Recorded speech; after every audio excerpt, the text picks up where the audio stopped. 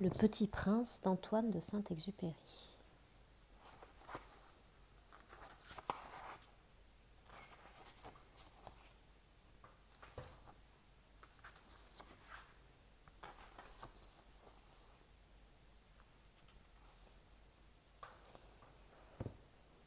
Chapitre 1. Lorsque j'avais 6 ans, j'ai vu une fois une magnifique image dans un livre sur la forêt vierge qui s'appelait Histoire vécue. Ça représentait un serpent boa qui avalait un fauve. Voilà la copie du dessin. On disait dans le livre, les serpents boa avalent leur proie tout entière sans la mâcher. Ensuite, ils ne peuvent plus bouger et ils dorment pendant les 6 mois de leur digestion. J'ai alors beaucoup réfléchi sur les aventures de la jungle et à mon tour j'ai réussi, avec un crayon de couleur, à tracer mon premier dessin. Mon dessin numéro 1, c'était comme ça. J'ai montré mon chef-d'œuvre aux grandes personnes et je leur ai demandé si mon dessin leur faisait peur. Elles m'ont répondu « Pourquoi un chapeau ferait-il peur ?» Mon dessin ne représentait pas un chapeau, il représentait un serpent boa qui digérait un éléphant.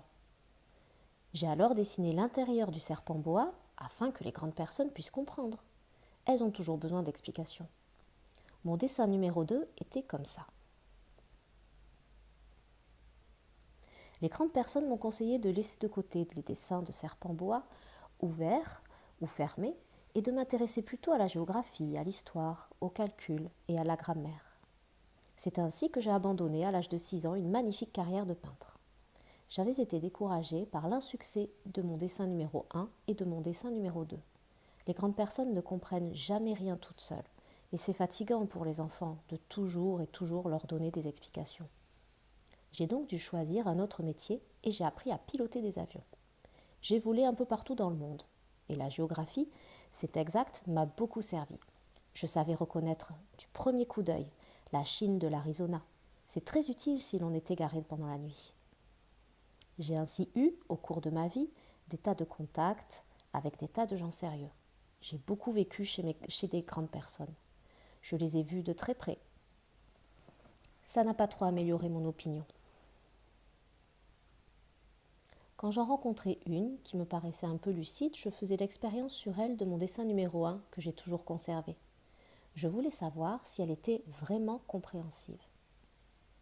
Mais toujours elle me répondait « c'est un chapeau ». Alors je ne lui parlais ni des serpents boa, ni des forêts vierges, ni des étoiles. Je me mettais à sa portée. Je lui parlais de bridge, de golf, de politique et de cravate. Et la grande personne était bien contente de connaître un homme aussi raisonnable. Chapitre 2. J'ai ainsi vécu seule, sans personne avec qui parler véritablement, jusqu'à une panne dans le désert du Sahara il y a 6 ans. Quelque chose s'était cassé dans mon moteur. Et comme je n'avais avec moi ni mécanicien, ni passager, je me préparais à essayer de réussir tout seul une réparation difficile. C'était pour moi une question de vie ou de mort. J'avais à peine de l'eau à boire pendant 8 jours. Le premier soir, je me suis donc endormie sur le sable à 1000 miles de toute terre habitée. J'étais bien plus isolée qu'un naufragé sur un radeau au milieu de l'océan. Alors, vous imaginez ma surprise au lever du jour, quand une drôle de petite voix m'a réveillée. Elle disait « S'il vous plaît, dessine-moi un mouton. » Hein ? Dessine-moi un mouton ? J'ai sauté sur mes pieds comme si j'avais été frappée par la foudre. J'ai bien frotté mes yeux, j'ai bien regardé, et j'ai vu un petit bonhomme, tout à fait extraordinaire, qui me considérait gravement. Voilà le meilleur portrait que, plus tard, j'ai réussi à faire de lui. Mais mon dessin, bien sûr, est beaucoup moins ravissant que le modèle. Ce n'est pas ma faute, j'avais été découragée dans ma carrière de peintre par les grandes personnes à l'âge de 6 ans et je n'avais rien appris à dessiner, sauf les boas fermés et les boas ouverts. Je regardais donc cette apparition avec des yeux tout ronds d'étonnement. N'oubliez pas que je me trouvais à 1000 miles de toute région habitée. Or, mon petit bonhomme ne me semblait ni égaré, ni mort de fatigue, ni mort de faim, ni mort de soif, ni mort de peur. Il n'avait en rien l'apparence d'un enfant perdu au milieu du désert, à 1000 miles de toute région habitée. Quand je réussis enfin à parler, je lui dis « Mais qu'est-ce que tu fais là ?» Et il me répéta alors, tout doucement, comme une chose très sérieuse « S'il vous plaît, dessine-moi un mouton. » Quand le mystère est trop impressionnant, on n'ose pas désobéir. Aussi absurde que cela me sembla à 1000 miles de tous les endroits habités et en danger de mort, je sortis de ma poche une feuille de papier et un stylographe. Mais je me rappelai alors que j'avais surtout étudié la géographie, l'histoire, le calcul et la grammaire, et je dis au petit bonhomme, avec un peu de mauvaise humeur, que je ne savais pas dessiner. Il me répondit « Ça fait rien, dessine-moi un mouton ». Comme je n'avais jamais dessiné un mouton, je refis pour lui l'un des 2 seuls dessins dont j'étais capable, celui du bois fermé, et je fus stupéfait d'entendre le petit bonhomme me répondre. Non, non, je ne veux pas d'un éléphant dans un bois. Un bois, c'est très dangereux. Et un éléphant, c'est très encombrant. Chez moi, c'est tout petit. J'ai besoin d'un mouton. Dessine-moi un mouton. Alors, j'ai dessiné. Il regarda attentivement. Puis, non, celui-là est déjà très malade. Fais-en un autre. Je dessinai. Mon ami sourit gentiment avec indulgence. Tu vois bien, ce n'est pas un mouton, c'est un bélier. Il a des cornes. Je refis donc encore mon dessin, mais il fut refusé comme les précédents. Celui-là est trop vieux, je veux un mouton qui vive longtemps. Alors, faute de patience, comme j'avais hâte de commencer le démontage de mon moteur, je griffonnai ce dessin-ci.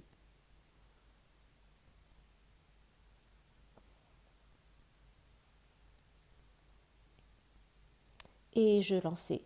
Ça, c'est la caisse. Le mouton que tu veux est dedans.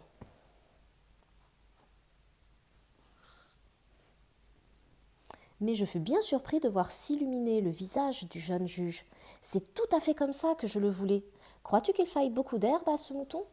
Pourquoi ? Parce que chez moi c'est tout petit. Ça suffira sûrement. Je t'ai donné un tout petit mouton. Il pencha la tête vers le dessin. Pas si petit que ça. Tiens, il s'est endormi. Et c'est ainsi que je fis la connaissance du petit prince. Chapitre 3. Il me fallut longtemps pour comprendre d'où il venait. Le petit prince, qui me posait beaucoup de questions, ne semblait jamais entendre les miennes. Ce sont des mots prononcés par hasard qui, peu à peu, m'ont tout révélé. Ainsi, quand il aperçut pour la première fois mon avion, je ne dessinais pas mon avion, c'est un dessin beaucoup trop compliqué pour moi. Il me demanda « Qu'est-ce que c'est que cette chose-là » Ce n'est pas une chose, ça vole, c'est un avion, c'est mon avion. Et j'étais fière de lui apprendre que je volais. Alors il s'écria « Comment ? Tu es tombé du ciel ?» Oui, fis-je modestement. Ah, ça c'est drôle. Et le petit prince eut un très joli éclat de rire qui m'irrita beaucoup. Je désire que l'on prenne mes malheurs au sérieux. Puis il ajouta alors toi aussi tu viens du ciel. De quelle planète viens-tu ? J'entrevis aussitôt une lueur dans le mystère de sa présence et j'interrogeai brusquement. Tu viens donc d'une autre planète ? Mais il ne me répondit pas. Il hocha la tête doucement tout en regardant mon avion. C'est vrai que là-dessus, tu ne peux pas venir de bien loin. Et il s'enfonça dans une rêverie qui dura longtemps. Puis, sortant mon mouton de sa poche, il se plongea dans la contemplation de son trésor. Vous imaginez combien j'avais pu être intriguée par cette demi-confidence sur les autres planètes ? Je m'efforçai donc d'en savoir plus long. D'où viens-tu, mon petit bonhomme ? Où est-ce chez toi ? Où veux-tu emporter mon mouton ? Il me répondit après un silence méditatif. Ce qui est bien avec la caisse que tu m'as donnée, c'est que la nuit, ça lui servira de maison. Bien sûr, et si tu es gentil, je te donnerai aussi une corde pour l'attacher pendant le jour, et un piquet. La proposition parut choquer le petit prince. L'attacher ? Quelle drôle d'idée. Mais si tu ne l'attaches pas, il ira n'importe où et il se perdra. Mon ami eut un nouvel éclat de rire. Mais où veux-tu qu'il aille ? N'importe où, droit devant lui. Alors le petit prince remarqua gravement. Ça ne fait rien, c'est tellement petit chez moi. Et, avec un peu de mélancolie peut-être, il ajouta. Droit devant soi, on ne peut pas aller bien loin. Chapitre 4. J'avais ainsi appris une seconde chose très importante, c'est que la planète d'origine était à peine plus grande qu'une maison. Ça ne pouvait pas m'étonner beaucoup. Je savais bien qu'en dehors des grosses planètes de la Terre, Jupiter, Mars, Vénus, auxquelles on a donné des noms, il y en a des centaines d'autres qui sont quelquefois si petites qu'on a beaucoup de mal à les apercevoir au télescope. Quand un astronome découvre l'une d'elles, il lui donne pour nom un numéro. Il l'appelle par exemple l'astéroïde 325. J'ai de sérieuses raisons de croire que la planète d'où venait le petit prince est l'astéroïde B612. Cet astéroïde n'a été aperçu qu'une fois au télescope en 1909 par un astronome turc. Il avait fait alors une grande démonstration de sa découverte à un congrès international d'astronomie. Mais personne ne l'avait cru à cause de son costume. Les grandes personnes sont comme ça. Heureusement pour la réputation de l'astéroïde B612, un dictateur turc imposa à son peuple, sous peine de mort, de s'habiller à l'européenne. L'astronome refit sa démonstration en 1920 dans un habit très élégant, et cette fois-ci tout le monde fut de son avis. Et si je vous ai raconté ces détails sur l'astéroïde B612, et si je vous ai confié son numéro, c'est à cause des grandes personnes. Les grandes personnes aiment les chiffres. Quand vous leur parlez d'un nouvel ami, elles ne vous questionnent jamais sur l'essentiel. Elles ne vous disent jamais quel est le son de sa voix, quels sont les jeux qu'il préfère. Est-ce qu'il collectionne les papillons? Elles vous demandent quel âge a-t-il, combien a-t-il de frères, combien pèse-t-il, combien gagne son père. Alors heureusement, elles croient le connaître. Si vous dites aux grandes personnes « J'ai vu une belle maison aux briques roses avec des géraniums aux fenêtres et des colombes sur les toits », elles ne parviennent pas à s'imaginer cette maison. Il leur faut dire « J'ai vu une maison de 100 000 francs ». Alors elles s'écrient « Oh, comme c'est joli !» Ainsi, si vous leur dites « La preuve que le petit prince a existé, c'est qu'il était ravissant, qu'il riait et qu'il voulait un mouton ». Quand on veut un mouton, c'est la preuve qu'on existe. Elles hausseront les épaules et elles vous traiteront d'enfant. Mais si vous leur dites « La planète d'où il venait est l'astéroïde B612 », alors elles seront convaincues et elles vous laisseront tranquille avec leurs questions. Elles sont comme ça. Il ne faut pas leur en vouloir, les enfants doivent être indulgents envers les grandes personnes. Mais bien sûr, nous qui comprenons la vie, nous nous moquons bien des numéros. J'aurais aimé commencer cette histoire à la façon des contes de fées. J'aurais aimé dire « Il était une fois un petit prince qui aimait la planète à peine plus grande que lui et qui avait besoin d'un ami. » Pour ceux qui comprennent la vie, ça aurait eu l'air beaucoup plus vrai. Car je n'aime pas qu'on lise mon livre à la légère. J'éprouve tant de chagrin à raconter ces souvenirs. Il y a 6 ans déjà que mon ami s'en est allé avec son mouton. Si j'essaie ici de le décrire, c'est afin de ne pas l'oublier. C'est triste d'oublier un ami. Tout le monde n'a pas eu un ami. Et je puis devenir comme les grandes personnes qui ne s'intéressent plus qu'aux chiffres. C'est donc pour ça encore que j'ai acheté une boîte de couleurs et des crayons. C'est dur de se remettre au dessin à mon âge, quand on n'a jamais fait d'autres tentatives que celle d'un boa fermé et celle d'un boa ouvert à l'âge de 6 ans. J'essaierai bien sûr de faire des portraits le plus ressemblants possible. Mais je ne suis pas tout à fait certain de réussir. Un dessin va, et l'autre ne ressemble plus. Je me trompe un peu aussi sur la taille. Ici, le petit prince est trop grand, là il est trop petit. J'hésite aussi sur la couleur de son costume. Alors, je tâtonne, comme ci et comme ça, tant bien que mal. Je me tromperai enfin sur certains détails plus importants, mais ça, il faudra me le pardonner. Mon ami ne donnait jamais d'explication. Il me croyait peut-être semblable à lui. Mais moi, malheureusement, je ne sais pas voir les moutons à travers des caisses. Je suis peut-être un peu comme les grandes personnes. J'ai dû vieillir. Chapitre 5. Chaque jour, j'apprenais quelque chose sur la planète, sur le départ, sur le voyage. Ça venait tout doucement, au hasard des réflexions. C'est ainsi que le 3e jour, je connus le drame des baobabs. Cette fois-ci encore, ce fut grâce aux moutons, car brusquement le petit prince m'interrogea, comme pris d'un doute grave. « C'est bien vrai, n'est-ce pas, que les moutons mangent des arbustes ?»« Oui, c'est vrai. Ah, je suis content. » Je ne compris pas pourquoi il était si important que les moutons mangeassent des arbustes. Mais le petit prince ajouta « Par conséquent, ils mangent aussi des baobabs. » Je fis remarquer au petit prince que les baobabs ne sont pas des arbustes, mais des arbres grands comme des églises, et que même s'il emportait avec lui tout un troupeau d'éléphants, ce troupeau ne viendrait pas à bout d'un seul baobab. L'idée du troupeau d'éléphants fit rire le petit prince. Il faudrait les mettre les uns sur les autres. Mais il remarqua avec sagesse. Les baobabs, avant de grandir, ça commence par être petit. C'est exact. Mais pourquoi veux-tu que les moutons mangent des baobabs ? Il me répondit, voyons, comme s'il s'agissait là d'une évidence. Et il me fallut un grand effort d'intelligence pour comprendre à moi seul ce problème. En effet, Sur la planète du Petit Prince, il y avait, comme sur toutes les planètes, de bonnes herbes et de mauvaises herbes. Par conséquent, les bonnes graines de bonnes herbes et de mauvaises graines de mauvaises herbes. Mais les graines sont invisibles. Elles dorment dans le secret de la terre jusqu'à ce qu'il prenne fantaisie à l'une d'elles de se réveiller. Alors elles s'étirent et poussent d'abord timidement vers le soleil une ravissante petite brindille inoffensive. S'il s'agit d'une brindille de radis ou de rosier, on peut la laisser pousser comme elle veut. Mais s'il s'agit d'une mauvaise plante, il faut arracher la plante aussitôt, dès qu'on a su la reconnaître. Or, il y avait des graines terribles sur la planète du Petit Prince. C'étaient des graines de baobab. Le sol de la planète en était infesté. Or, un baobab, si l'on s'y prend trop tard, on ne peut jamais plus s'en débarrasser. Il encombre toute la planète, il la perfore de ses racines.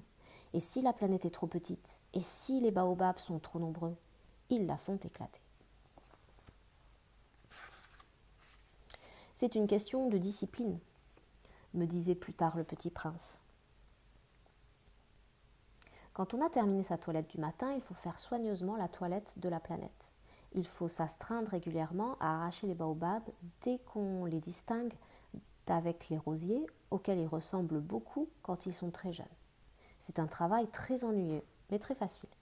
Et un jour, il me conseilla de m'appliquer à réussir un beau dessin pour bien faire entrer ça dans la tête des enfants de chez moi. S'ils voyagent un jour, me disait-il, ça pourra leur servir.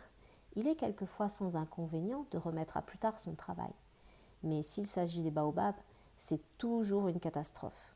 J'ai connu une planète habitée par un paresseux. Il avait négligé 3 arbustes. Et, sur les indications du Petit Prince, j'ai dessiné cette planète-là. Je n'aime guère prendre le ton d'un moraliste, mais le danger des baobabs est si peu connu et les risques courus par celui qui s'égarerait dans un astéroïde sont si considérables que pour une fois je fais exception à ma réserve. Je dis « Enfants, faites attention aux baobabs. C'est pour avertir mes amis d'un danger qu'ils frôlaient depuis longtemps, comme moi-même, sans le connaître, que j'ai tant travaillé ce dessin-là. La façon que je donnais en valait la peine.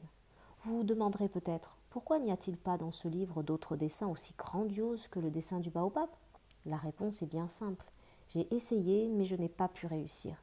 Quand j'ai dessiné les baobabs, j'étais animée par le sentiment de l'urgence.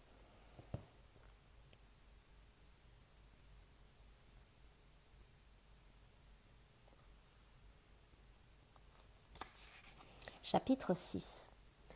Ah, petit prince, j'ai compris peu à peu, ainsi, ta vie mélancolique. Je n'avais eu longtemps pour distraction que la douceur des couchers de soleil. J'ai appris ce détail nouveau, le 4e jour au matin, quand tu m'as dit « J'aime bien les couchers de soleil, allons voir un coucher de soleil. » Mais il faut attendre. Attendre quoi ? Attendre que le soleil se couche.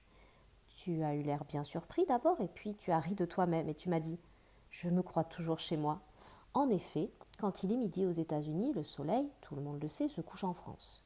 Il suffirait de pouvoir aller en France en 1 minute pour assister au coucher du soleil. Malheureusement, la France est bien trop éloignée.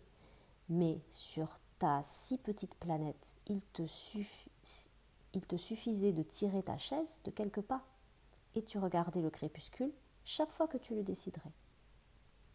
Un jour, j'ai vu le soleil se coucher 44 fois. Et un peu plus tard, tu as ajouté « Tu sais, quand on est tellement triste, on aime les couchers de soleil. » Le jour des 44 fois, tu étais donc tellement triste ? Mais le petit prince ne répondit pas. Chapitre 7. Le 5e jour, toujours grâce au mouton, ce secret de la vie du petit prince me fut révélé. Il me demanda avec brusquerie, sans préambule, comme le fruit d'un problème longtemps médité en silence. Un mouton, s'il mange les arbustes, il mange aussi les fleurs ? Un mouton mange tout ce qu'il rencontre. Même les fleurs qui ont des épines ? Oui, même les fleurs qui ont des épines. Alors les épines, à quoi servent-elles ? Je ne le savais pas. J'étais alors très occupée à essayer de dévisser un boulon trop serré de mon moteur. J'étais très soucieux car ma panne commençait de m'apparaître comme très grave et l'eau à boire qui s'épuisait me faisait craindre le pire. Les épines, à quoi servent-elles? Le petit prince ne renonçait jamais à une question, une fois qu'il me l'avait posée. J'étais irritée par mon boulon et je répondis n'importe quoi. Les épines, ça ne sert à rien, c'est de la pure méchanceté de la part des fleurs. Oh! Mais après un silence, il me lança avec une sorte de rancune. Je ne te crois pas. Les fleurs sont faibles, elles sont naïves. Elles se rassurent comme elles peuvent. Elles se croient terribles avec leurs épines. Je ne répondis rien. À cet instant-là, je me disais, si ce boulon résiste encore, je le ferai sauter avec un coup de marteau. Le petit prince dérangea de nouveau mes réflexions. Et tu crois, toi, que les fleurs... Mais non, je ne crois rien, j'ai répondu n'importe quoi. Je m'occupe, moi, de choses sérieuses. Il me regarda, stupéfait. De choses sérieuses? Il me voyait, mon marteau à la main et les doigts noirs de cambouis, penchés sur un objet qui lui semblait très laid. Tu parles comme les grandes personnes. Ça me fit un peu honte. Mais impitoyable, il ajouta. Tu confonds tout, tu mélanges tout. Il était vraiment très irrité. Il secouait au vent des cheveux tout dorés. Je connais une planète où il y a un monsieur cramoisi. Il n'a jamais respiré une fleur. Il n'a jamais regardé une étoile. Il n'a jamais aimé personne. Il n'a jamais rien fait d'autre que des additions. Et toute la journée, il répète comme toi. Je suis un homme sérieux, je suis un homme sérieux. Et ça le fait gonfler d'orgueil. Mais ce n'est pas un homme, c'est un champignon. Un quoi? Un champignon. Le petit prince était maintenant tout pâle de colère. Il y a des millions d'années que les fleurs fabriquent des épines. Il y a des millions d'années que les moutons mangent quand même les fleurs. Et ce n'est pas sérieux de chercher à comprendre pourquoi elles se donnent tant de mal à fabriquer des épines qui ne servent jamais à rien. Ce n'est pas important la guerre des moutons et les fleurs? Ce n'est pas plus sérieux et plus important que les additions d'un gros monsieur rouge?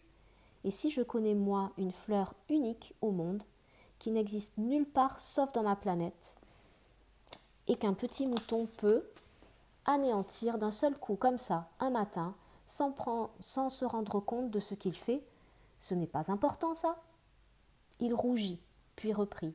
Si quelqu'un aime une fleur qui n'existe qu'à un exemplaire sur des millions et des millions d'étoiles, ça suffit pour qu'il soit heureux quand il les regarde. Il se dit, ma fleur est par là, quelque part. Mais si le mouton mange ma fleur, c'est pour lui comme si, brusquement, toutes les étoiles s'éteignaient. Et ce n'est pas si important, ça? Il ne put rien dire de plus. Il éclata brusquement en sanglots. La nuit était tombée. J'avais lâché mes outils. Je me moquais bien de mon marteau et de mon boulon, de la soif et de la mort. Il y avait sur une étoile une planète, la mienne, la terre, mon petit prince à consoler. Je le pris dans mes bras. Je le berçai. Je lui disais, la fleur que tu aimes n'est pas en danger. Je lui dessinerai une muselière à ton mouton. Je te dessinerai une armure pour ta fleur. Je ne savais pas trop quoi dire. Je me sentais très maladroit. Je ne savais comment l'atteindre ou le rejoindre. C'est tellement mystérieux le pays des larmes. Chapitre 8. J'appris bien vite à mieux connaître cette fleur. Il y avait toujours eu sur la planète du Petit Prince des fleurs très simples, ornées d'un seul rang de pétales et qui ne tenaient point de place et qui ne dérangeaient personne. Elles apparaissaient un matin dans l'herbe, puis elles s'éteignaient le soir. Mais celle-là avait germé un jour d'une graine apportée d'on ne sait où, et le petit prince avait surveillé de très près cette brindille qui ne ressemblait pas aux autres brindilles. Ça pouvait être un nouveau genre de baobab, mais l'arbuste cessa vite de croître et commença de préparer une fleur. Le petit prince, qui assistait à l'installation d'un bouton énorme, sentait bien qu'il en sortirait une apparition miraculeuse.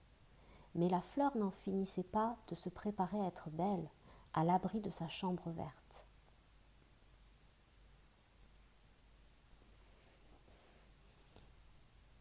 Elle choisissait avec soin ses couleurs, elle s'habillait lentement, elle ajustait un à un ses pétales. Elle ne voulait pas sortir toute fripée comme les coquelicots. Elle ne voulait apparaître que dans le plein rayonnement de sa beauté. Et oui, elle était très coquette. Sa toilette mystérieuse avait donc duré des jours et des jours. Et puis voici qu'un matin, justement, à l'heure du lever du soleil, elle s'était montrée. Et elle, qui avait travaillé avec tant de précision, dit en bâillant « Ah, je me réveille à peine, je vous demande pardon, je suis encore toute décoiffée. » Et le petit prince alors ne put contenir son admiration. « Que vous êtes belle !»« N'est-ce pas ?» répondit doucement la petite fleur. et je suis née en même temps que le soleil. Le petit prince devina bien qu'elle n'était pas trop modeste, mais elle était si émouvante. C'est l'heure, je crois, du petit déjeuner, avait-elle bientôt ajouté. Auriez-vous la bonté de penser à moi ? Et le petit prince, tout confus, ayant été chercher un arrosoir d'eau fraîche, avait servi la fleur. Ainsi l'avait-elle bien vite tourmentée par sa vanité un peu ombrageuse. Un jour, par exemple, parlant de ses 4 épines, elle avait dit au petit prince « Ils peuvent venir, les tigres, avec leurs griffes. » « Il n'y a pas de tigre sur ma planète, avait objecté le petit prince. Et puis, les tigres ne mangent pas de l'herbe. Je ne suis pas une herbe, avait doucement répondu la fleur. Pardonnez-moi. Je ne crains rien des tigres, mais j'ai horreur des courants d'air. Vous n'auriez pas un paravent ? Horreur des courants d'air ? Ce n'est pas de chance. Pour une plante, avait remarqué le petit prince. Cette fleur est bien compliquée. Le soir, vous me mettrez sous globe. Il fait très froid chez vous. C'est mal installé, là d'où je viens, mais elle s'était interrompue. Elle était venue sous forme de graine. Elle n'avait rien pu connaître des autres mondes. Humiliée de s'être laissée surprendre à préparer un mensonge aussi naïf, elle avait toussé 2 ou 3 fois pour mettre le petit prince dans son tort. « Ce paravent ! J'allais le chercher, mais vous me parliez. » Alors elle avait forcé sa toux pour lui infliger quand même des remords. Ainsi le petit prince, malgré la bonne volonté de son amour, avait vite douté d'elle. Il avait pris au sérieux des mots sans importance et était devenu très malheureux. « J'aurais dû ne pas l'écouter, me confia-t-il un jour. Il ne faut jamais écouter les fleurs. Il faut les regarder et les respirer. La mienne embaumait ma planète, et je ne savais pas m'en réjouir. Cette histoire de griffes, qui m'avait tellement agacée, eût dû m'attendrir. » Il me confia encore. « Je n'ai alors rien su comprendre. J'aurais dû la juger sur les actes et non sur les mots. Elle m'embaumait et m'éclairait. Je n'aurais jamais dû m'enfuir. J'aurais dû deviner sa tendresse derrière ses pauvres ruses. Les fleurs sont si contradictoires. Mais j'étais trop jeune pour savoir l'aimer. »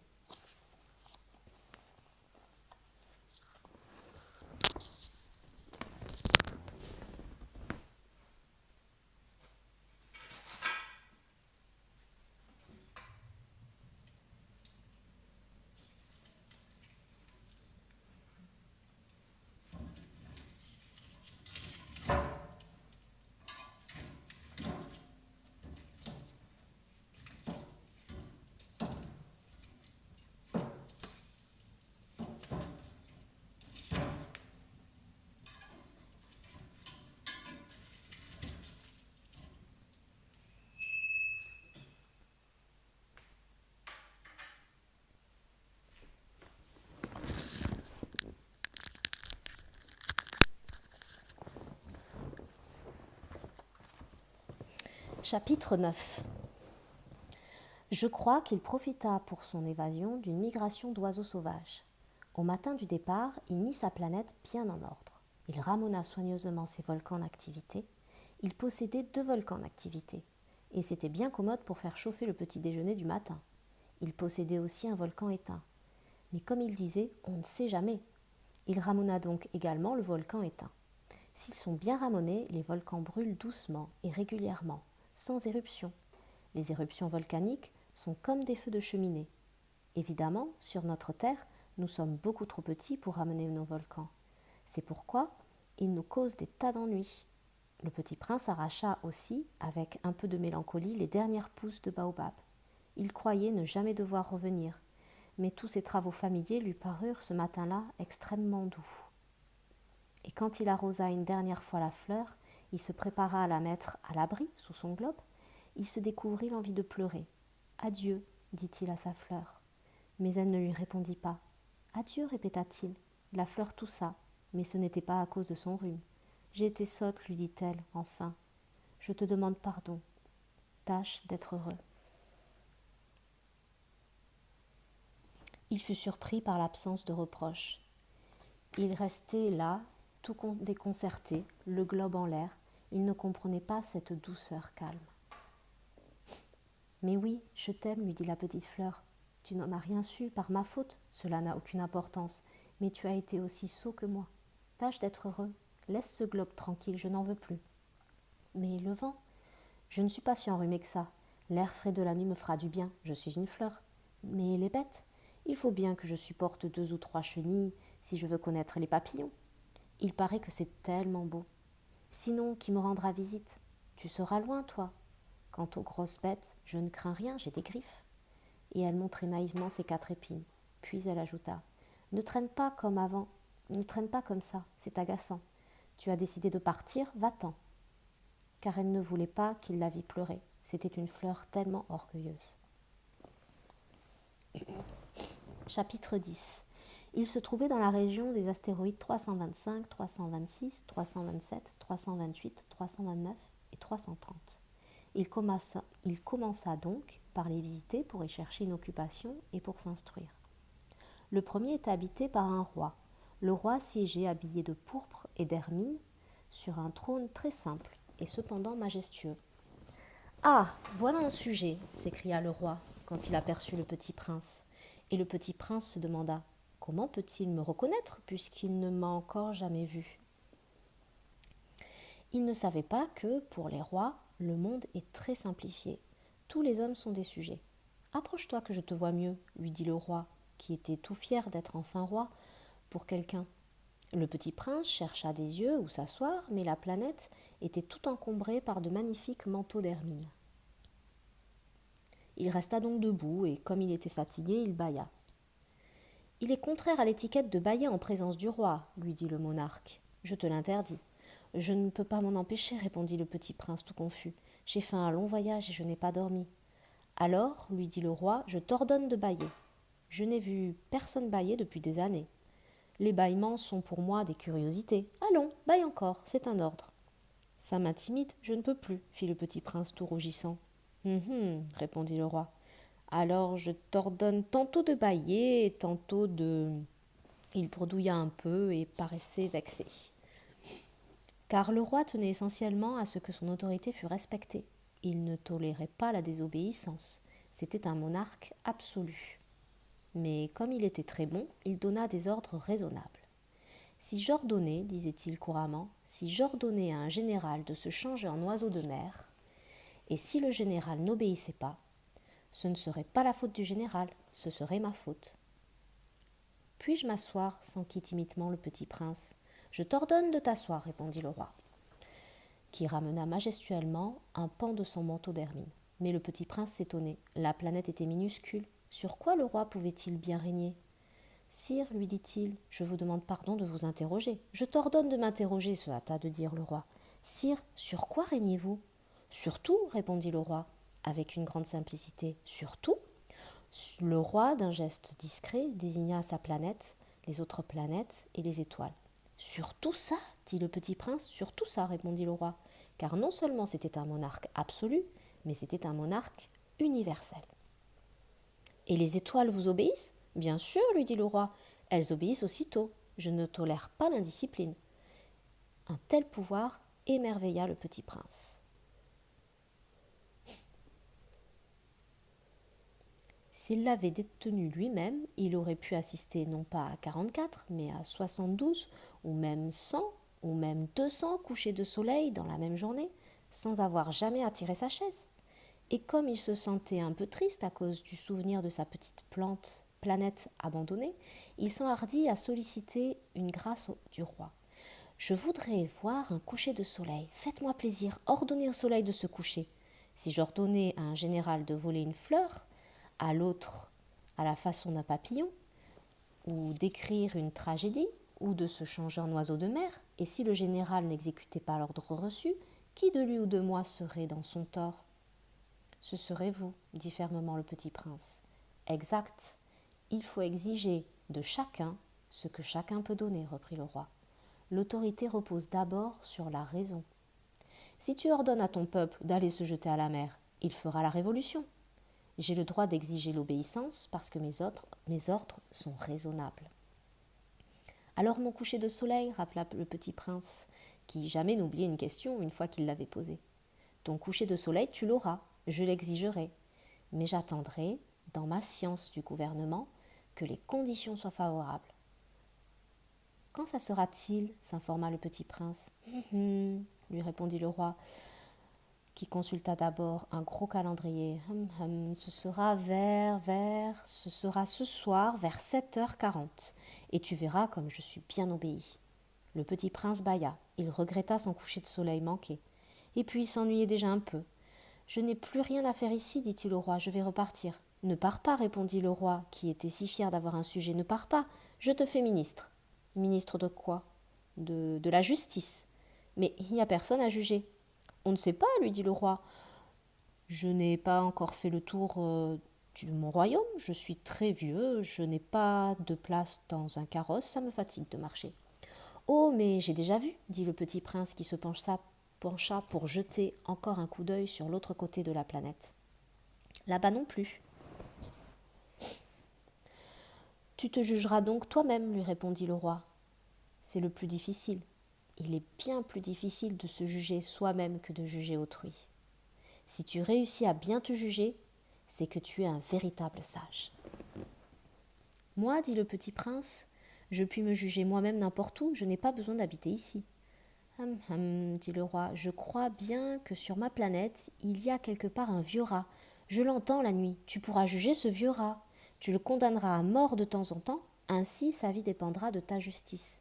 Mais tu la gracieras chaque fois pour l'économiser. Il n'y en a qu'un. Moi, répondit le petit prince, je n'aime pas condamner à mort, et je crois bien que je m'en vais. Non, dit le roi. Mais le petit prince, ayant achevé ses préparatifs, ne voulut point peiner le vieux monarque. Si votre majesté désirait être obéie ponctuellement, elle pourrait me donner un ordre raisonnable. Elle pourrait m'ordonner, par exemple, de partir avant une minute. Il me semble que les conditions sont favorables. Le roi, n'ayant rien répondu, le petit prince hésita d'abord, puis, avec un soupir, prit le départ. Je te fais mon ambassadeur, se hâta alors de crier le roi. Il avait un grand air d'autorité. Les grandes personnes sont bien étranges, se dit le petit prince en lui-même durant son voyage. Chapitre 11. La seconde planète, était habitée par un vieux vaniteux. Ah ah, voilà la visite d'un admirateur, s'écria de loin le vaniteux dès qu'il aperçut le petit prince. Car pour les vaniteux, les autres hommes sont des admirateurs. Bonjour, dit le petit prince, vous avez un drôle de chapeau. C'est pour saluer, lui répondit le vaniteux. C'est pour saluer quand on m'acclame. Malheureusement, il ne passe jamais personne par ici. Ah oui, dit le petit prince, qui ne comprit pas. Frappe tes mains l'une contre l'autre, conseilla donc le vaniteux. Le petit prince frappa ses mains l'une contre l'autre. Le vaniteux salua modestement en soulevant son chapeau. Ça, c'est plus amusant que la visite du roi, se dit-il en lui-même, le petit prince.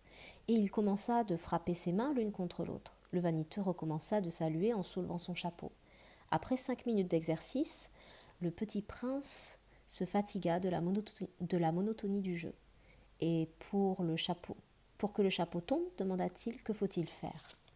Mais le vaniteux ne l'entendit pas. Les vaniteux n'entendent jamais que des louanges. Est-ce que tu m'admires vraiment beaucoup? Demanda-t-il au petit prince. Qu'est-ce que signifie admirer? Admirer signifie reconnaître que je suis l'homme le plus beau, le mieux habillé, le plus riche, le plus intelligent de la planète. Mais tu es le seul sur ta planète. Fais-moi ce plaisir, admire-moi quand même. Je t'admire, dit le petit prince en haussant un peu les épaules. Mais en quoi cela peut-il bien t'intéresser? Et le petit prince s'en fut. Les grandes personnes sont décidément bien bizarres, se dit-il simplement en lui-même durant son voyage. Chapitre 12. La planète suivante était habitée par un buveur. Cette visite fut très courte, mais elle plongea le petit prince dans une grande mélancolie. « Que fais-tu là » dit-il au buveur, qu'il trouva installé en silence devant une collection de bouteilles vides et une collection de bouteilles pleines. « Je bois, répondit le buveur d'un air lugubre. « Pourquoi bois-tu » lui demanda le petit prince. « Pour oublier, répondit le buveur. « Pour oublier quoi » s'enquit le petit prince qui déjà le plaignait. « Pour oublier que j'ai honte, avoua le buveur en baissant la tête. Honte de quoi s'informa le petit prince qui désirait le secourir. Honte de boire, acheva le buveur qui s'enferma définitivement dans le silence. Et le petit prince s'en fut, perplexe. Les grandes personnes sont décidément très, très bizarres, se disait-il en lui-même durant le voyage. Chapitre 13. La 4e planète était celle d'un businessman. Cet homme était si occupé qu'il ne leva même pas la tête à l'arrivée du petit prince. Bonjour, lui dit celui-ci, votre cigarette est éteinte. 3 et 2 font 5, 5 et 7, 12, 12 et 3, 15. Bonjour, 15 et 7, 22, 22 et 6, 28. Pas le temps de la rallumer. 26 et 35 et 1. Ouf, ça fait donc 151 622 731. 500 millions de quoi? Hein? Tu es toujours là? 500 millions de je ne sais plus, j'ai tellement de travail, je suis très sérieux. Moi, je ne m'amuse pas. Moi, je ne m'amuse pas de baliverne. 2 et 5, 7, 500 millions de quoi? Répéta le petit prince qui, jamais de sa vie, n'avait renoncé à une question, une fois qu'il l'avait posée. Le businessman leva la tête. Depuis 54 ans que j'habite cette planète ici, je n'ai été dérangé que 3 fois. La première fois, ça a été il y a 22 ans par un hanneton qui était tombé Dieu sait d'où. Il répandait un bruit épouvantable et j'ai fait 4 erreurs dans une addition. La seconde fois, ça a été il y a 11 ans par une crise de rhumatisme. Je manque d'exercice. Je n'ai pas le temps de flâner. Je suis sérieux, moi. La troisième fois, la voici. Je disais donc 501 millions. Millions de quoi? Le businessman comprit qu'il n'était point espoir de paix. Millions de ces petites choses que l'on voit quelquefois dans le ciel. Des mouches? Mais non, des petites choses qui brillent. Des abeilles? Mais non, des petites choses dorées qui font rêvasser les fainéants. Mais je suis sérieux, moi, je n'ai pas le temps de rêvasser. Ah, des étoiles. C'est bien ça, des étoiles. Et que fais-tu de 500 millions d'étoiles? 501 622 731. Je suis sérieux, moi, je suis précis. Et que fais-tu de ces étoiles? Ce que j'en fais? Oui. Rien, je les possède. Tu possèdes des étoiles? Oui. Mais j'ai déjà vu un roi qui... Les rois ne possèdent pas, ils règnent sur. C'est très différent. Et à quoi cela te sert-il de posséder des étoiles?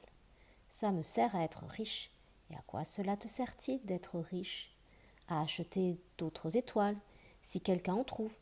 Celui-là, se dit-il en lui-même, le petit prince, il raisonne un peu comme mon ivrogne. Cependant, il posa encore des questions. Comment peut-on posséder des étoiles? À qui sont-elles? Riposta grincheux le businessman. Je ne sais pas, à personne. Alors elles sont à moi, car j'y ai pensé le premier. Ça suffit? Bien sûr. Quand tu trouves un diamant qui n'est à personne, il est à toi. Quand tu trouves une île qui n'est à personne, elle est bien à toi. Quand tu as une idée le premier, tu la fais breveter, elle est à toi. Et moi, je possède des étoiles, puisque jamais personne avant moi n'a songé à les posséder. Ça c'est vrai, dit le petit prince. Et qu'en fais-tu? Je les gère. Je les compte, je les recompte, dit le businessman. C'est difficile, mais je suis un homme sérieux. Le petit prince n'était pas satisfait encore. Moi, si je possède un foulard, et puis je puis le mettre autour de mon cou et l'emporter. Moi, si je possède une fleur, je puis cueillir ma fleur et l'emporter.